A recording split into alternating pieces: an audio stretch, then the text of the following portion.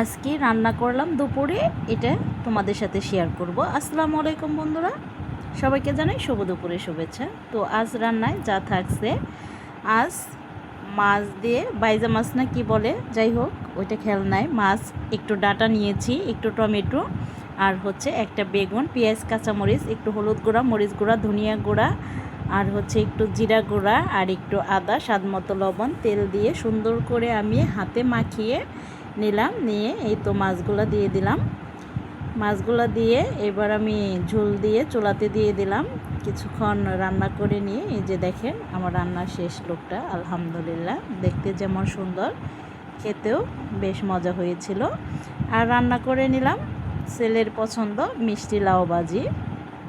তো এই তো আমি মিষ্টি লাউ ভাজি করার জন্য প্রথমে একটা প্যানে তেল, 2টা শুকনো মরিচ ছিঁড়ে দিয়েছি, আস্ত জিরা, আর হলুদ গুঁড়া, একটু মরিচের গুঁড়া, আদা পেস্ট, জিরা, কাঁচামরিচ দিয়ে স্বাদ মতো লবণ দিয়ে এই তো নাড়াচাড়ি করে, আলহামদুলিল্লাহ, মিষ্টি কুমড়া ভাজিটাও বেশ মজা হয়েছিল। এই তো এভাবেই রান্না করে নিই, যে যার মতো আসলে রান্না করতে পারে। তো কেমন হয়েছে সবাই কমেন্টে জানাবেন।